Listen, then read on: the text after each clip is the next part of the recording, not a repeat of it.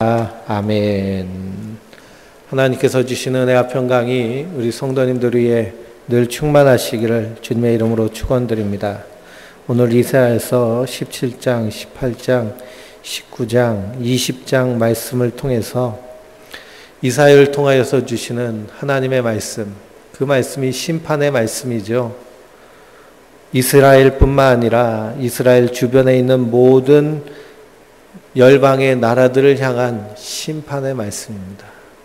그런데 하나님의 심판의 말씀 가운데 하나님의 구원이 담겨져 있고 하나님의 긍휼이 담겨져 있는 것을 봅니다.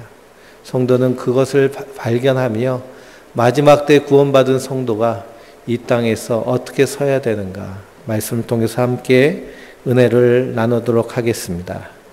지난주에 15장, 16장에 모압에 대한 경고를 이사야 선지자가 했습니다. 모압은 룻의 둘 딸 중에 큰 딸의 민족이죠. 그리고 하나님으로부터 기업을 받은 그러한 민족입니다. 하나님이 가나안의 모든 족속들을 다 멸하라고 하지 않으시고 남겨두신 족속들이 있습니다. 그들은 하나님의 은혜를 받은 것인데요. 왜 그러느냐? 그의 조상들의 그런 하나님 앞에 의로운 그 행함을 기억하시고 하나님께서 그들을 남겨두시는 겁니다. 그러면 그것이 하나님의 은혜인 줄 깨닫고 근신하고 깨어서 하나님 앞에 겸손해야 되는 것이 모든 민족들의 모습이지만 인생은 연약하여서 조금만 평안하여지고 조금만 강건하여지면 자기가 잘나서 그렇게 되는 줄 깨닫고 그렇게 오판하고 교만하게 행하다가 하나님의 징계 앞에 놓이게 되죠. 그런 징계 앞에서 구원받을 방도에 대하여서 선지자는 말씀하고 있습니다. 그것이 16장 1절 말씀인데요. 16장 1절 말씀을 같이 읽어볼까요? 너희는 이 땅 통치자에게 어린 양을 드리되 셀라에서부터 광야를 지날 땅 시온산으로 보낼지니라 라고 말씀하고 있습니다. 이 모압 자손들이 하나님 앞에 교만하여서 하나님이 그들을 심판하시기로 합니다. 그러나 그들이 회복되는 길은 무엇이냐? 이 땅의 통치자, 즉 유대를 향하여서 유대 나라에 어린 양을 들여서 시온의 산으로 보낼 것이다 라고 말하고 있습니다.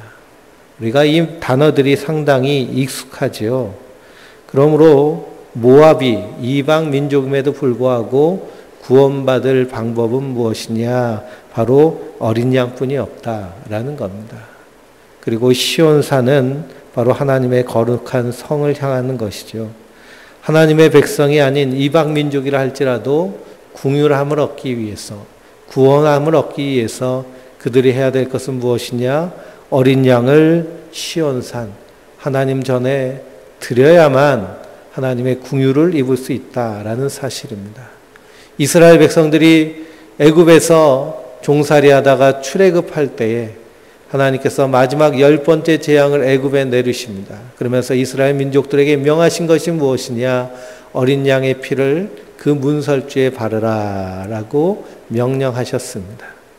그래서 이스라엘 백성들이 그 말씀에 순종하여 어린 양의 피를 문설주에 다 발랐죠. 그런데 그 유대인 이스라엘 사람들 히브리인들의 하는 행동을 보고 주변에 같이 살고 있던 다른 민족 잡족이라고 그러죠. 잡족들도 그들이 하는 것을 그대로 보고 어린 양의 피를 바른 자들이 있습니다. 왜 그러냐? 애굽에 재앙이 내려올 때 이 히브리 민족들은 재앙을 당하지 않은 것을 그들이 본 것이죠. 심지어는 애굽 사람 중에도 유대인들이 그렇게 재앙을 당하지 않는 모습을 보고 어린 양의 피를 바른 자들이 있습니다. 그들이 어떻게 됐을까요? 그들 역시도 죽음의 천사가 그 집에 들어가지 아니하고 그 집을 넘어섬으로 말미암아 그날의 재앙을 피한 것을 우리가 말씀을 통해서 발견할 수 있습니다. 그러므로 하나님의 긍휼, 하나님의 은혜는 혈통으로나 육정으로 나는 것이 아니라 오직 하나님의 뜻, 하나님의 은혜에 따라 난 자들입니다. 그러므로 6월절 그 밤에 이스라엘 백성들만 은혜를 입은 것이 아니라 오직 어린 양의 피가 문설주에 발라져 있는 그 자들이 하나님의 은혜, 구원을 받은 줄 믿습니다. 성도도 마찬가지입니다. 이 땅에서 우리 심령의 문설주에 언제나 어린 양의 피가 흐르며 그 어린 양이 어디로 가는지 그대로 따라가는 자들, 그것이 성도인 줄 믿습니다. 오늘 읽은 말씀 17장 말씀은 다메섹과 그리고 북이스라엘에 대한 하나님의 심판과 책망의 말씀입니다. 다메섹은 아람의 수도, 지금의 시리아에 있는 나라죠. 시리아죠. 다마스커스라고 합니다. 지금 시리아가 내전으로 인하여서 인구의 10%가 죽임을 당했습니다. 시리아 인구가 2천만 명이 좀 넘는데요. 인구의 10%가 죽었으니까 200만 명이 죽은 것이죠. 그리고 수많은 사람들이 난민이 되어서 유럽을 떠돌고 그 유럽으로 가기 위해서 지중해를 건너다가 수많은 사람들이 죽는 그런 비극을 당하고 있는 나라가 지금 시리아입니다. 그런데 이 나라의 과거는 아람이었죠. 아람의 수도 다메섹입니다. 다메섹이 북쪽 이스라엘과 동맹을 맺었습니다. 왜 그러냐? 아수르라는 거대 대국이 아람 나라를 쳐들어오고 그 옆에 있는 북쪽 이스라엘도 위협하기 때문에 함께 동맹을 맺은 것이죠.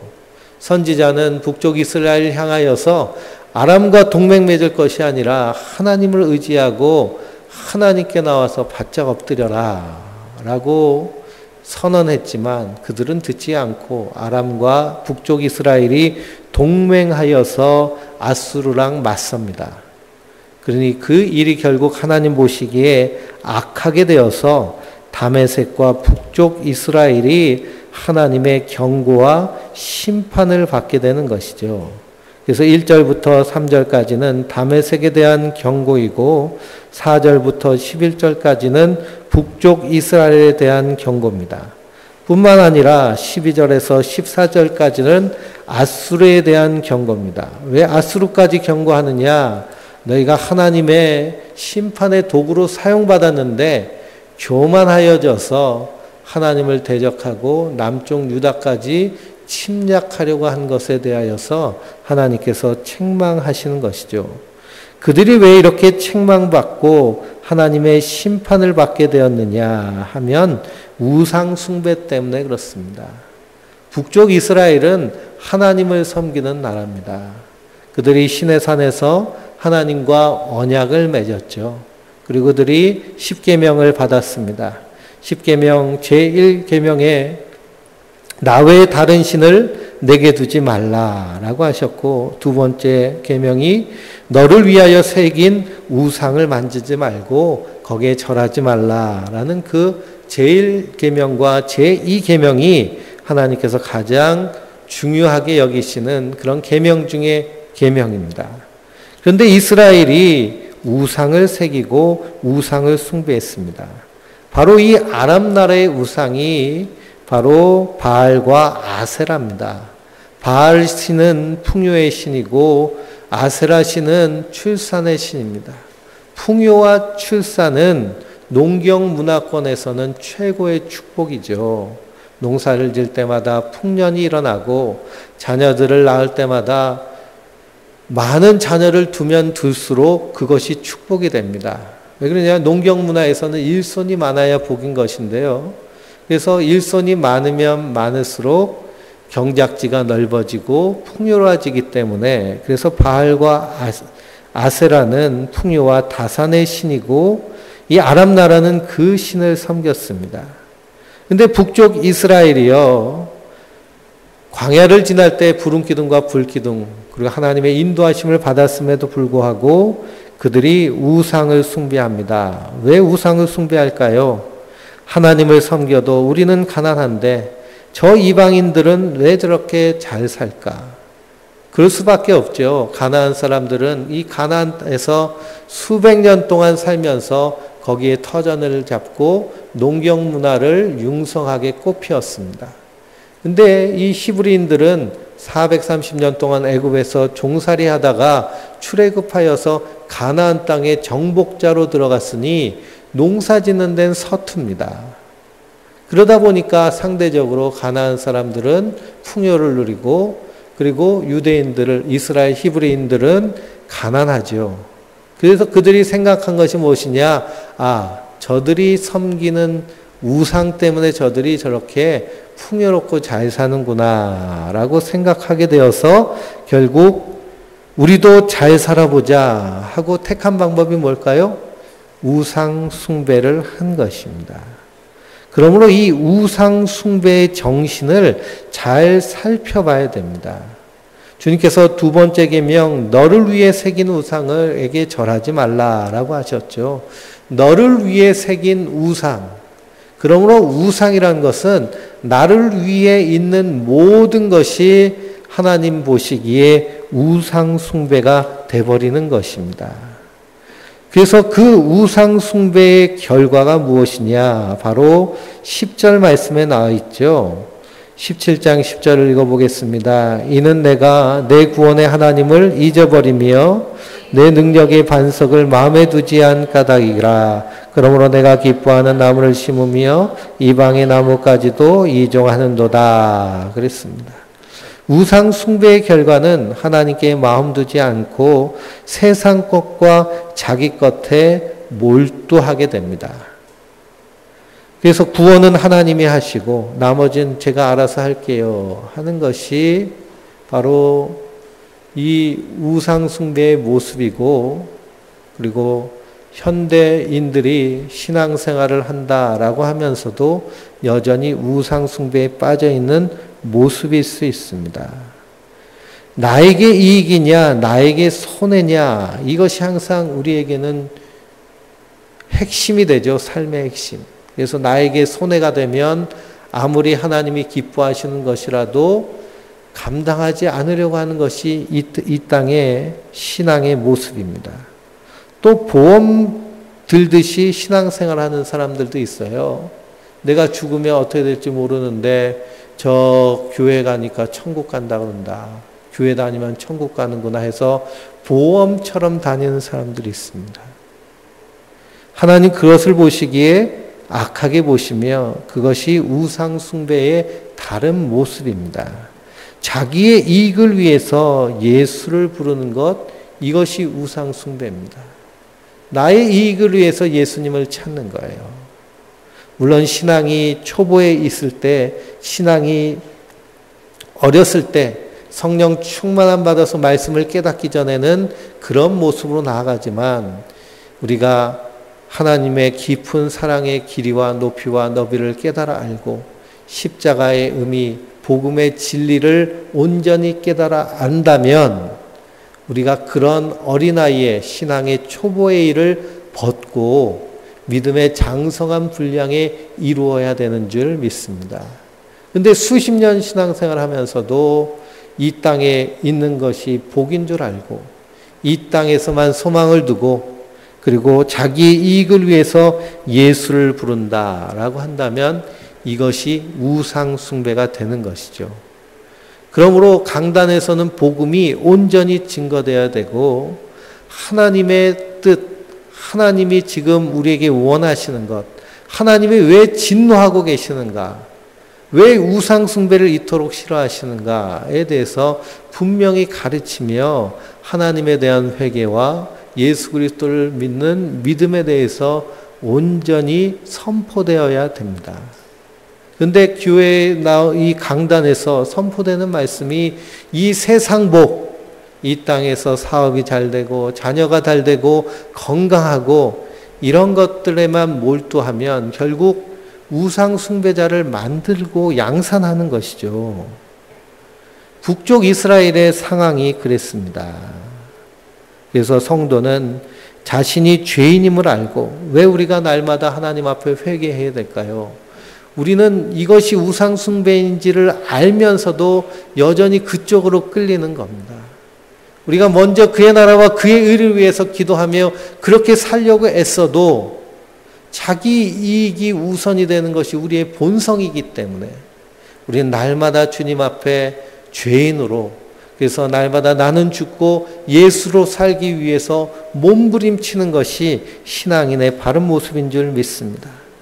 그러므로 자기가 죄인임을 알고 날마다 자기를 부인하고 주님의 십자가를 붙잡고 그 뒤를 따라가는 것, 그것이 아름다운 신앙의 모습이며 이것이 믿음의 장성한 분량이고 주님께서 원하시는 그런 믿음의 분량인 줄 믿습니다.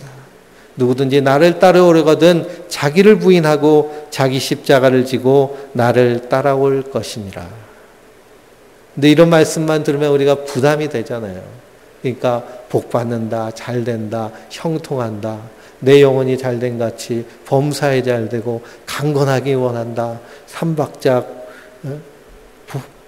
복음이라고 그러면서 이 땅에서 펑펑 터지고 대박이 나고 그냥 네가 원하고 소원한 것 다 하나님 주신다, 이렇게 하면 얼마나 좋아요. 근데 성경은 하나님은 그렇게 하지 않으신다라는 사실입니다. 그래서 하나님이 이 북쪽 이스라엘을 심판하십니다. 근데 구약에서의 심판은요, 반드시 하나님께서 회복하시겠다는 그 긍휼이 담겨져 있는 것을 보게 됩니다. 그래서 4절부터 6절까지는 하나님의 심판이죠. 그날에 야곱의 영광이 쇠하고 그의 살찐 몸이 파리하리니 마치 추수하는 자가 곡식을 거둬가지고 그의 손으로 이색을 벤 것 같이 르바임 골짜기에서 이삭을 주운 것 같으리라. 골짜기에 무슨 이삭이 있겠습니까? 그러나 그 안에 줄 것이 남으리니 감람나무를 흔들 때 가장 높은 가지 꼭대기에 과일 2-3개가 남은 것 같겠고 무성한 나무의 가장 먼 가지에 4-5개가 남은 같으리라 라고 하셨습니다. 곡식 밀이에요. 밀이 그냥 수북하게 달려 있어야 되는데 5-5개 달려 있을 정도로 그렇게 하나님께서 궁핍하게 하신다는 겁니다. 그러니 그들이 바알과 아세라를 이제는 버리고 어떻게 할까요? 7절 말씀에 그날에 사람이 자기를 지으신 이를 바라보겠으며 그의 눈이 이스라엘의 거룩한 일을 뵙겠고 라고 말하고 있습니다. 그러면서 손가락으로 지은 아세라나 태양상을 보지 아니할 것이다 라고 말씀하십니다. 하나님은 하나님의 사람들을 이 우상에서 끊어버리시기 위해서 때로는 고난을 주십니다. 그것이 하나님의 일하심이며 하나님의 간섭하심인 줄 믿습니다. 그러므로 우리 인생 가운데 고난이 있고 역경이 있고 어려움이 있을 때 하나님께 감사하며 나의 그런 행위를 살피고 주님 앞에 바짝 엎드릴 때 그 하나님의 충만한 은혜가 우리 가운데 능력으로 나타날 줄 믿습니다. 우리 18장 말씀을 7절까지 있는데요. 같이 한번 읽겠습니다. 슬프다 구스의 강 건너편 날개치는 소리 나는 땅이여 갈대 배를 몰고 띄우고 그 사자를 수로로 보내며 이르기를 민첩한 사자들아 너희는 강들이 흘러 나누인 나라로 가되 장대하고 준수한 백성 곧 시초부터 두려움이 되며 강성하여 대적을 밟는 백성에게로 가라 하는도다. 세상 모든 거민 지상에 사는 너희여 산들 위에 기치를 세우거든 너희는 보고 나팔을 불거든 너희는 들을지니라. 여호와께서 내게 이르시되 내가 나의 처소에서 조용히 감찰함은 쬐이는 일광 같고 겨울 더위에 운무 같도다.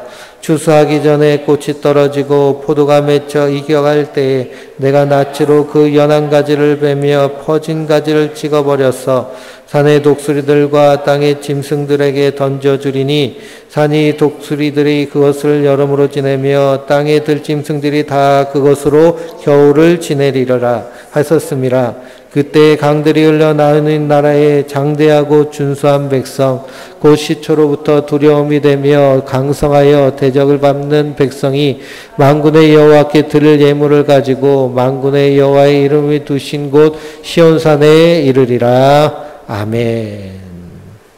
18장 말씀은 여호와께서 구스를 향하여서 하신 말씀입니다. 구스는 지금의 에티오피아죠. 이 구스 나라는 이집트랑 연결되어 있는 나라이고 나일강 상류에 있는 나라입니다. 그래서 이 구스가 강성하여지면 애굽까지 쳐들어가서 애굽을 다스렸습니다. 중국이란 나라 그랬죠. 중국이 한족이 세운 나라인데요. 북방에 몽골이 강성해지면 몽골이 내려와서 원나라를 세우고, 그리고 거란이 강성해지면 들어가서 금나라를 세우고, 여진족이 강성해지면 내려와서 청나라를 세우듯 왕조가 바뀝니다. 마찬가지로 애굽도요, 왕조가 여러 번 바뀌었는데 야곱의 때에 이 구스 왕조가 올라와서 왕권을 차지했습니다. 그래서 요셉이 애굽의 총리가 될 수 있었다라는 그런 학자들의 의견도 있습니다. 이 이사야 때에 이 구스의 왕인 샤바코가 714년부터 633년까지 25왕조, 애굽의 25왕조의 그런 왕이 됩니다. 그리고 유대와 동맹하여서 아수르에 대항할 생각을 하죠. 아수르에 대항을 생각을 하면서 유다와 동맹을 합니다. 근데 그 유다에 대해서 어떻게 표현하느냐? 장대하고 준수한 백성, 곧 시초부터 두려움이 되며 강성하여 대적을 밟는 백성에게로 가라 하는도다. 그럽니다. 그래서 이 구스가 유다와 동맹을 맺죠. 동맹을 맺을 때 3절 말씀해 보니까 세상의 모든 거민 지상에 사는 너희여 산들 위에 기치를 세우거든. 기치란 것은 깃발입니다. 산 위에 깃발이 세워지고 나팔을 불면 무슨 일이 일어날까요? 전쟁이 일어나는 겁니다.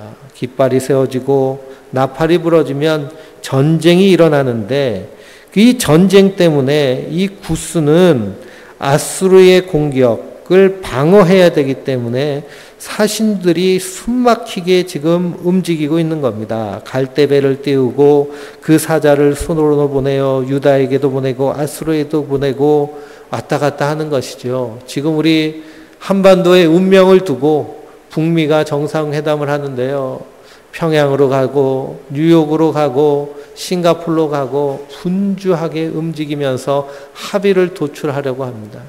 이게 합의가 되지 않으면 그러면 전쟁으로까지 갈 수 있죠. 그래서 김정은은 울면서 그 젊은 엘리트들을 향하여서 연설을 했다 그럽니다. 왜 핵 포기를 해야 되는가에 대해서 연설을 했다는 거예요. 그만큼 북한 내에서도 아무리 김정은이 왕같이 그렇게 명령하며 독재를 한다 할지라도 그 백성들이 다 한마음이 되어야 그 일이 되어진다는 겁니다. 그만큼 평화로 가는 것이 어렵고 분주하게 사신이 왔다 갔다 하는 모습이 지금 구스의 분주함입니다.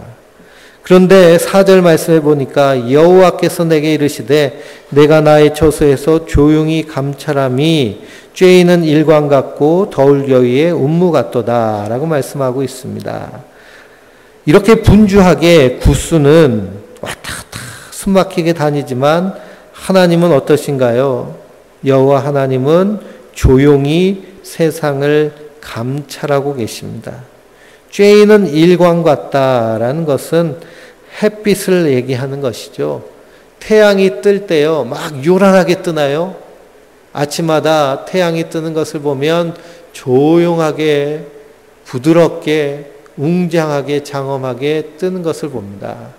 저 치악산에 아침에 제가 아이들을 학교에 데려다 줄 때 가끔 보면 구름이, 운무가 내려와 가지고요. 그 운무가 산 위로 쫙 거치는 모습을 보면 얼마나 장관인지 모르는데 그 운무는요, 요란하게 움직이지 않습니다.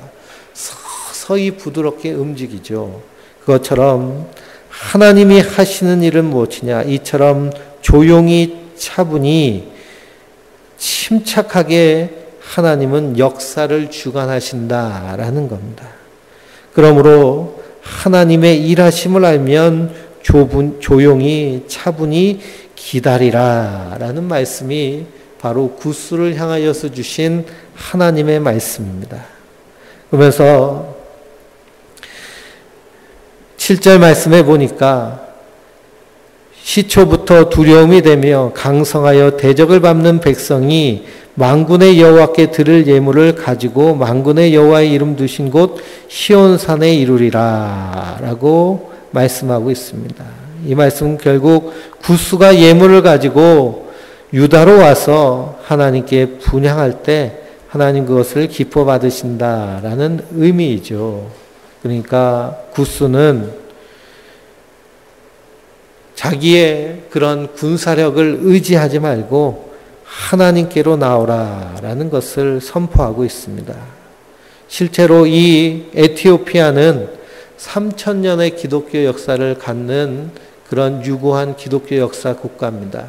그래서 에티오피아를 여행을 갔다 온 사람들 그 블로그나 사진들을 보면요, 가는 곳마다 유적지가 다 성당이고 교회이고 그리고 그 신앙을 지키기 위해서 이슬람과 전쟁한 그런 유적지들이 이 에티오피아에 많이 있습니다. 그리고 에티오피아로 해서 이 아프리카의 남쪽은요, 기독교가 많이 융성하고 성장했습니다. 이 북쪽은 이 이슬람이 지배를 하고 이슬람이 극성을 부리는데 이 에티오피아가 방어막이 돼서요, 아프리카 남쪽을 기독교로 이렇게 방어하는 형태의 모습이 지금 선교 지도의 모습입니다.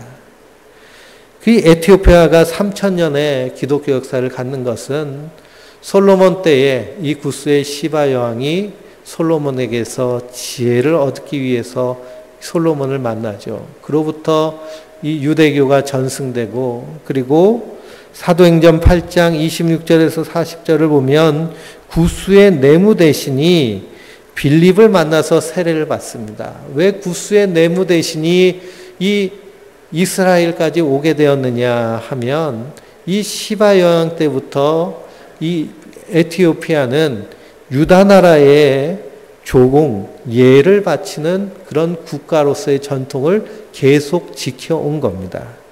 그러니 여호와께 드릴 예물을 가지고 만군의 여호와의 이름을 두신 곳 시온산에 이르리라 라고 한 그 예언의 말씀이 계속되어서 이루어진 것이죠. 그렇게 이루어질 때 하나님께서 그 나라와 그 민족에게 복을 주시는 줄 믿습니다.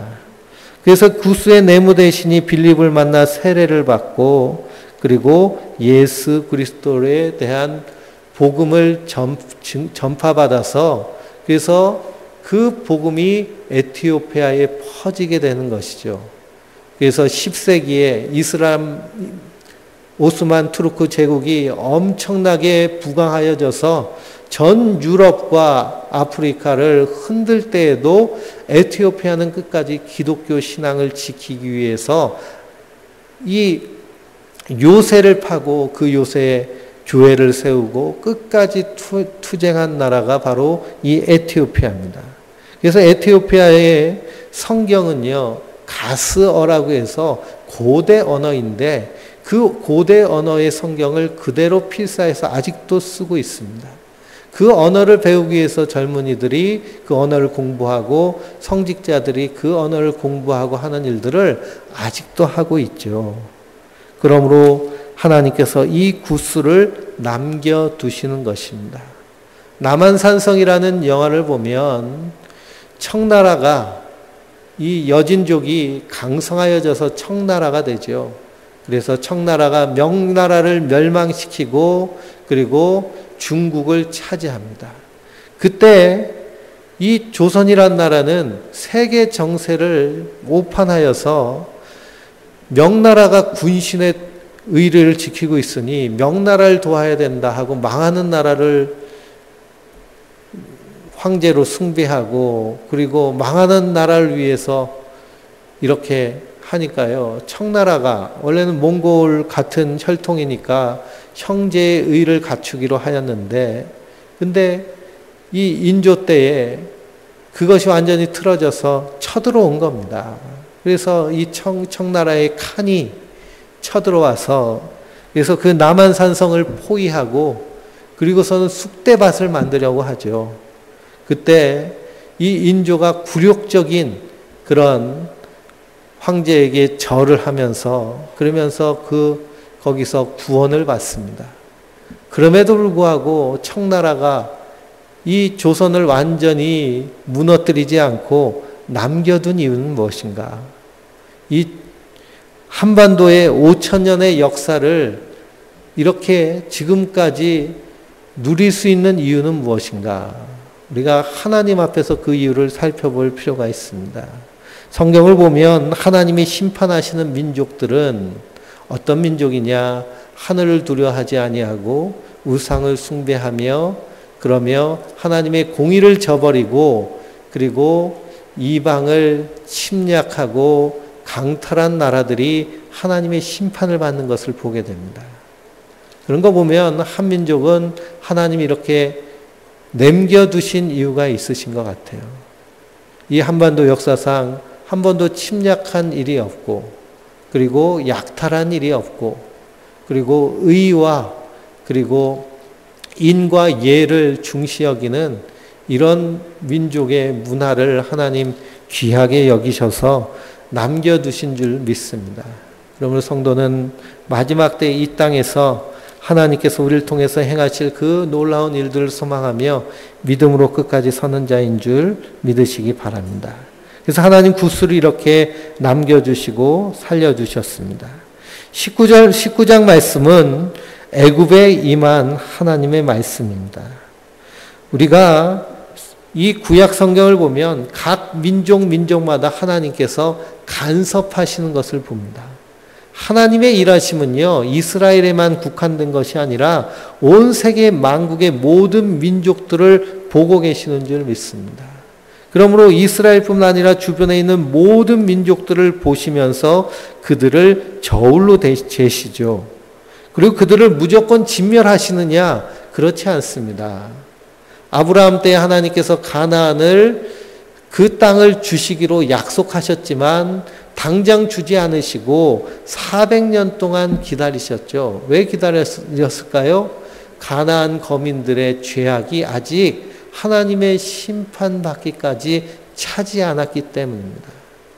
하나님께서 요나를 아수르 하나님이 심판의 도구로 사용하시며 결국 그 아수르도 하나님으로부터 찍힘받는 그 나라인 아수르에 요나를 보내게 하십니다.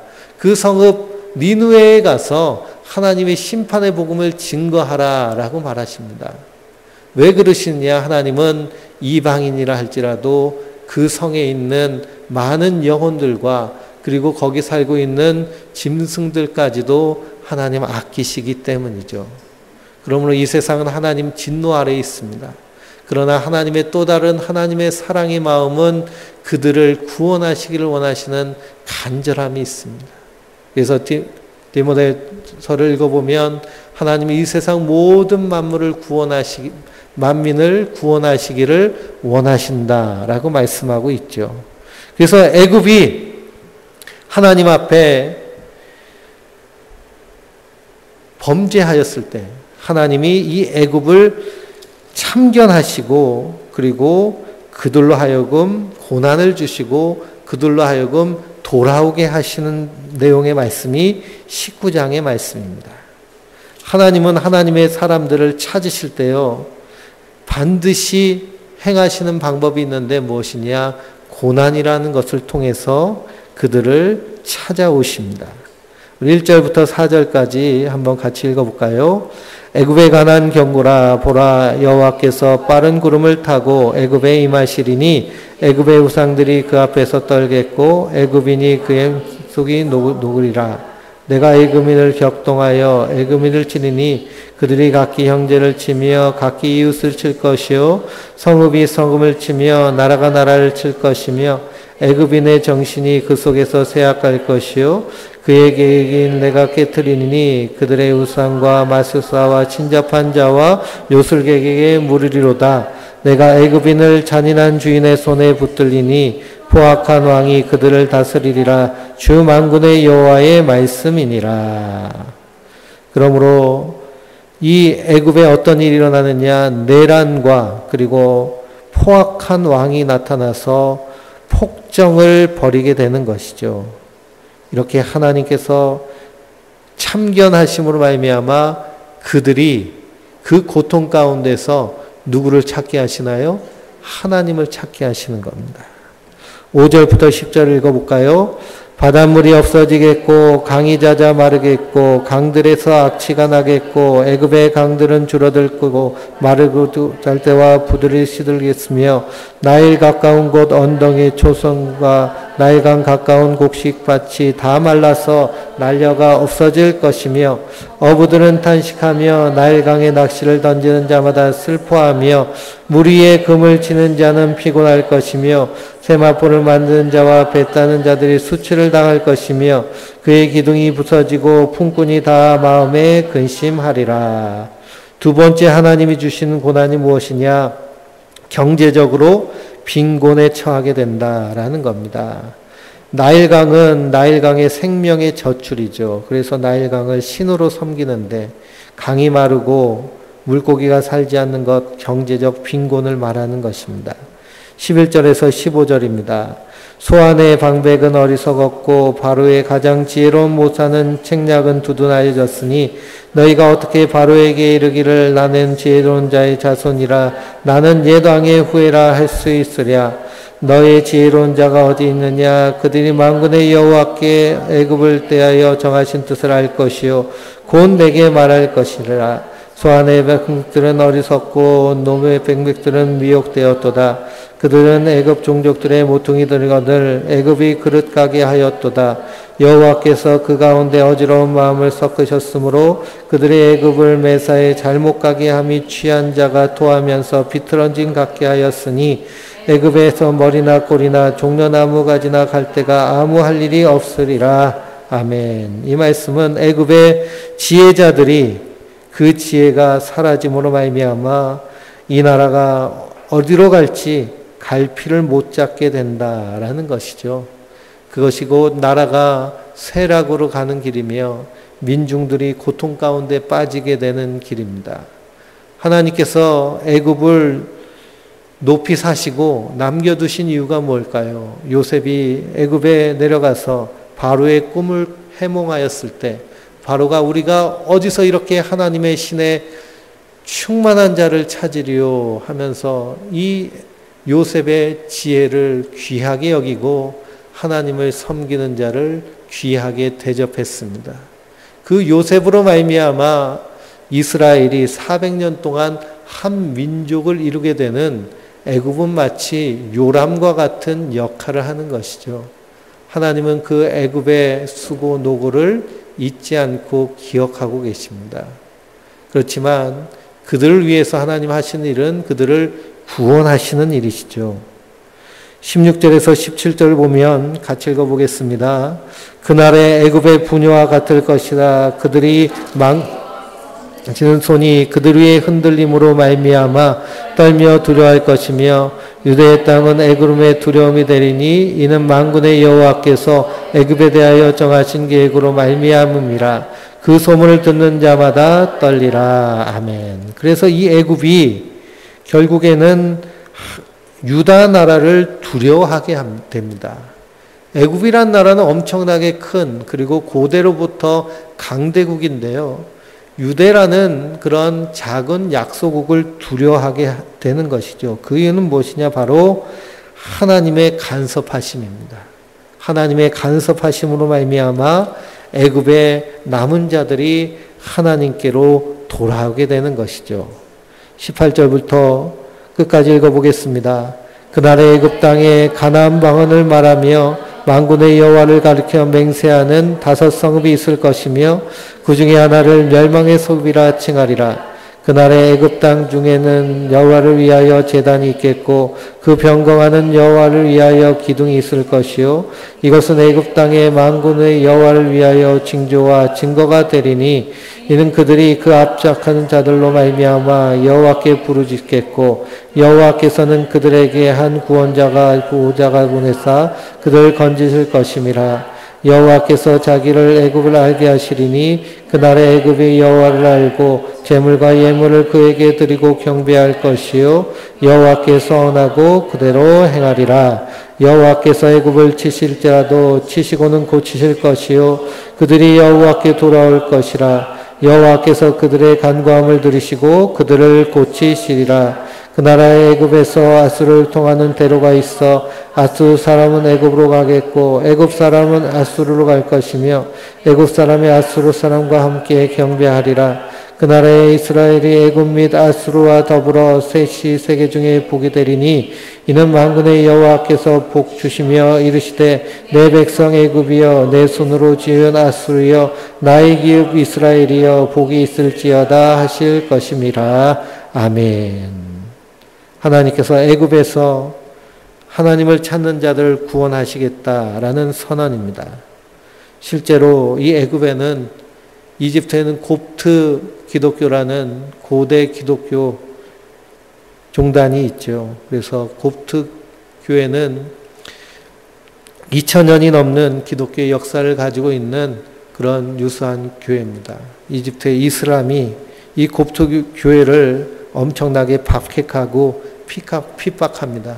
특히 이슬람이 민주화 운동을 하면서 이슬람 정권이 들어서면서 이 교회가 엄청나게 박해를 받죠. 그럼에도 불구하고 이 곱트 기독교가 유구한 역사 가운데서 지탱하며 이 애굽 이집트란 나라가 역사 속에서 사라지지 않은 이유는 무엇이냐? 그들 가운데 하나님을 경외하며 하나님을 섬기는 이들이 있기 때문이다 라는 사실입니다. 23절부터 25절까지 그날에는 그래서 애굽과 아수르와 유다 나라가 다 하나님의 백성, 하나님의 사람이 될 것이다 라는 것은 마지막 때에 그리스도께서 다시 재림하실 그때 이 세상 모든 민족 열방이 하나 한 마음이 되어서 하나님을 섬기는 구원받은 백성들의 모습을 이사야는 선언하고 있습니다. 그러므로 선지자의 이 말을 우리가 통합적으로 볼 필요가 있고요. 그리고 통전적으로 다 꿰뚫어서 볼 필요가 있습니다. 단편적으로 편협하게 보는 것이 아니라 알파와 오마게 되신 하나님은 시간과 공간의 제약을 받지 않으신 분. 그러므로 이 이사야 선지자의 열방을 향한 이 예언은 아직도 우리에게 증거가 되고 예표가 되고 우리에게 가르침이 되는 것을 믿습니다. 그런 선지자의 말을 우리가 귀 기울이고 이것을 우리의 신앙의 본을 삼아서 이스라엘 백성들이 광야에서 하나님을 원망하며 불평할 때 그들이 결국 하나님의 버림받은 것 보면서 우리도 이 땅에서 광야길을 걸어가는 우리의 인생길에서 불평하며 원망하는 자들이 아니라 하나님을 찬양하며 예배하며 하나님의